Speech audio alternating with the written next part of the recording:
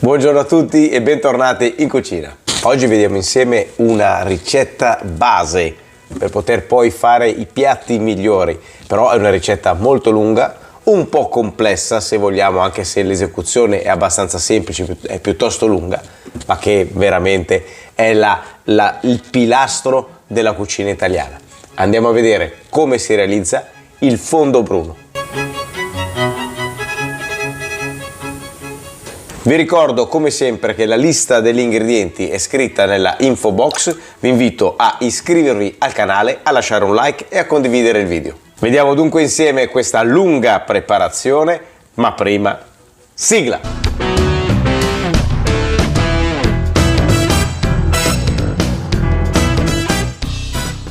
La prima operazione che bisogna necessariamente fare per ottenere un risultato spettacolare nel fondo bruno è quello di andare a caramellizzare le ossa. Io qua ho queste ossa qui di vitello e sono circa 3 kg, quindi le vado a posizionare su una placca da forno con la carta da forno, le vado a posizionare e le vado a inserire nel forno alla massima potenza, in questo caso io ho 260 gradi, fino a quando saranno completamente caramellizzate. Allora, solitamente questa operazione sentito magari una mezz'oretta, 40 minuti. Io ho visto che meno di un'oretta non si ottiene quel risultato perfetto, quindi fateli andare fino a quando vi sembreranno anche completamente bruciate. Questo ci servirà per dare colore e sapore. Andiamo a mettere nel forno e ogni tanto le giriamo. Ci occupiamo delle verdure per creare il brodo. Allora andiamo a tagliare l'estremità della carota, non tiriamo via la pelle, la buccia non la tiriamo via, andiamo semplicemente a farla così, grossolana, ne facciamo 2. Io utilizzo anche il porro, anche questo grossolanamente tagliato. 3 coste di sedano, vado a tirare via la parte bianca, e le foglie. Mi raccomando, nei brodi non si mettono mai le foglie perché comunque lo rendono amaro, non lo fate, solo le coste, mi raccomando.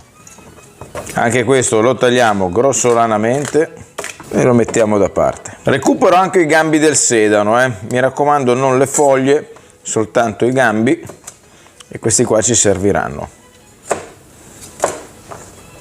e anche questi li mettiamo da parte.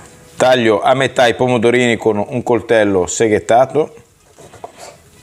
Facciamo un discorso a parte per la cipolla, in quanto dobbiamo andare a caramellizzarla prima di andare a inserirla nel brodo, quindi la vado a tagliare a metà e li vado a inserire all'interno i chiodi di garofano, quindi li vado a inserire proprio così. Ne metto 3 per ogni lato. Un filo di olio extravergine di oliva. Inserisco all'interno la cipolla.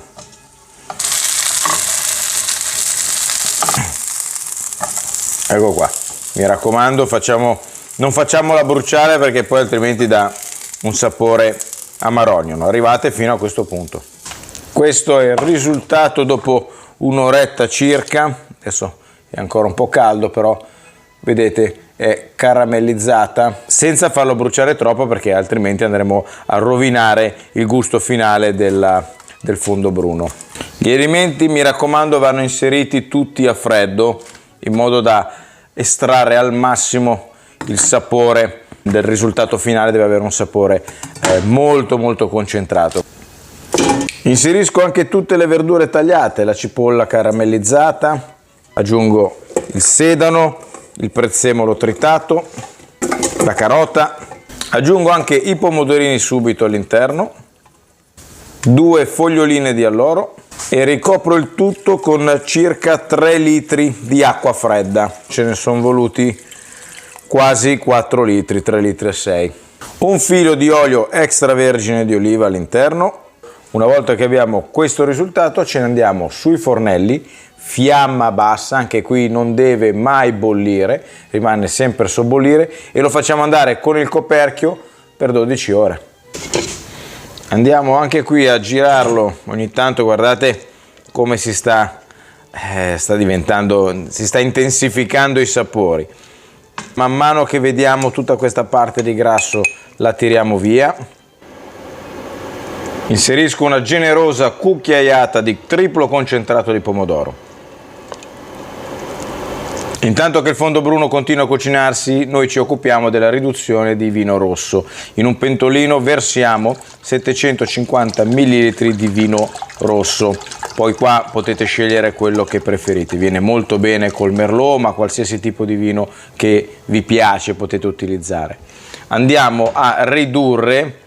Dobbiamo ridurlo di 10 volte, in quanto dobbiamo avere una riduzione, un concentrato di questo vino, il che significa che su 750 ml di vino dobbiamo ottenere, riducendolo, circa 75 ml.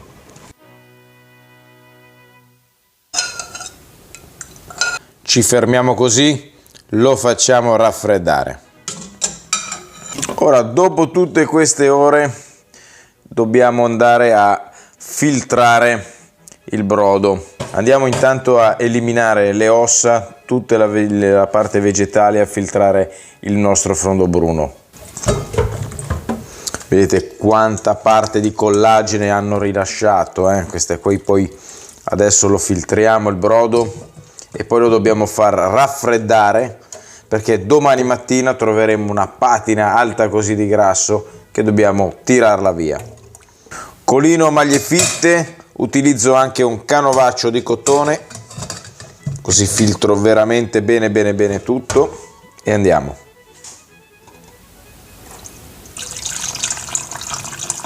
Fin da adesso ha una consistenza già gelatinosa, ovviamente dato dal collagene. Noi figuriamoci, dobbiamo ancora ridurlo. Elimino questa patina qui. E ora andiamo a farlo raffreddare completamente. Vedete come si presenta la massa gelatinosa di grasso? Ecco, questa parte qui noi la dobbiamo tirare via. Vedete come viene via? E sotto, come vedete qua, abbiamo un altro colore. Quindi noi dobbiamo tirare via tutta questa parte di grasso.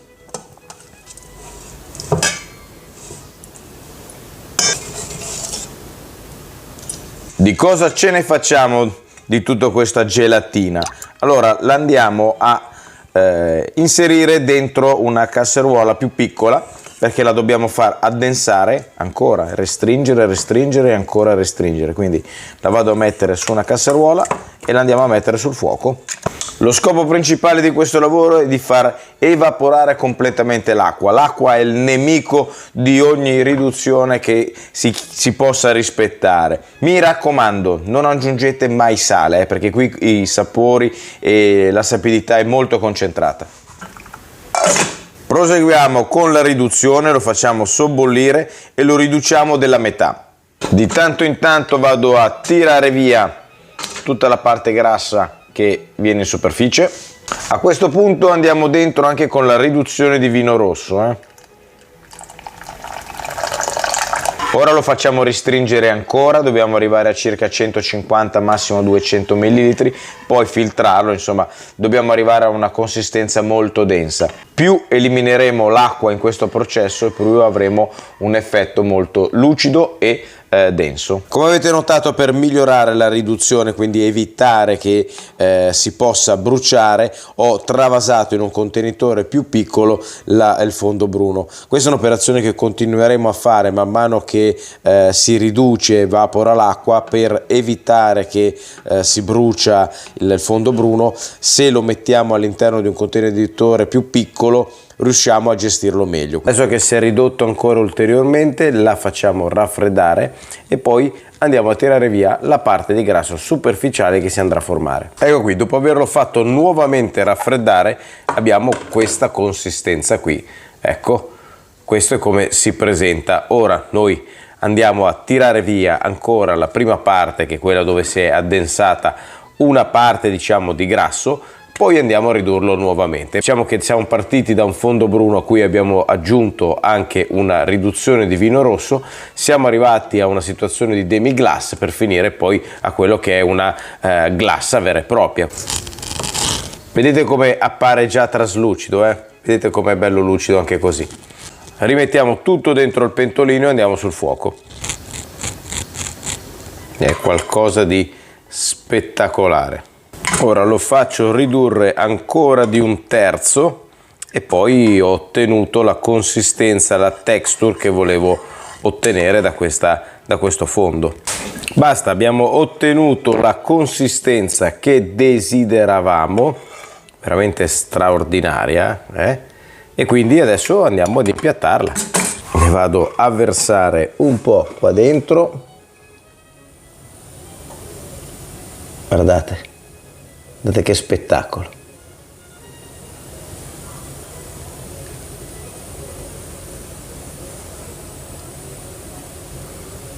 Ed eccoci arrivati, dopo tantissime peripezie, ad aver ottenuto il fondo bruno.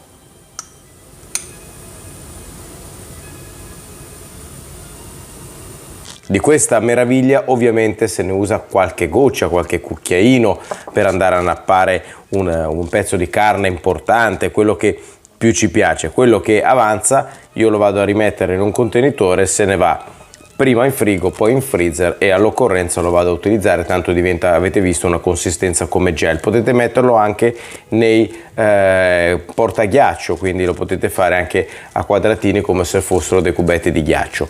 Ora, per fare la prova dell'assaggio, diciamo che non è che mi posso mettere a mangiare così, quindi vado a tagliare un pezzo di una carne pregiata e vediamo un po' come viene fuori.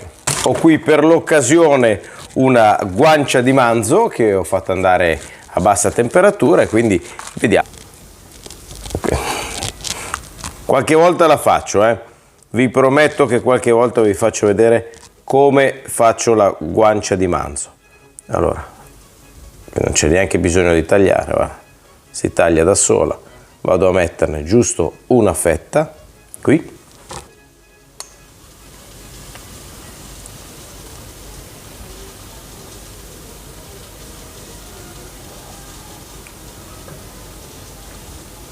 Ne approfitto giusto per farvi vedere anche nel piatto bianco a sporcarlo.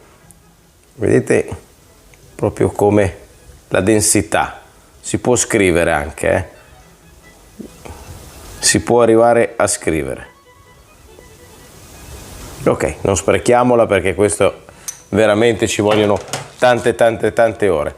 Ed eccola qua, sul finire la fondo bruno con la quale ho condito questo pezzo di guancia di manzo cotto a bassa temperatura, però qua noi ci concentriamo non sulla guancia di manzo ma sul fondo bruno, sulla riduzione, che qualche spettacolo. Vediamo come è venuto, dai. Mi taglio anche la guancia di manzo che non c'entra niente, ma almeno guardate, vi faccio vedere bene il fondo. Guardate come si presenta lucido, spettacolare, veramente bellissimo. Mi metto qui a favore di camera e vado ad assaggiarlo. Mamma mia. È qualcosa di straordinario. Poi concordo con voi che ci voglia un sacco di tempo per realizzarla, ma ne vale la pena. Ovviamente fatela, la potete congelare, la usate, ma ovviamente usatela per dei pezzi di carne o delle pietanze che vale la pena. Vi rifaccio vedere la lucentezza, guardate che bello, spettacolare. Spero come sempre che la ricetta vi sia piaciuta, che vi sia venuta voglia di replicarla, e se così fosse vi invito a iscrivervi al canale, a lasciare un like e a condividere il video con tutti i vostri social. Vi saluto, vi ringrazio e vi do appuntamento alla prossima video ricetta. Ciao a tutti dalla Crapa Pelata. Ciao belle gioie. Ciao!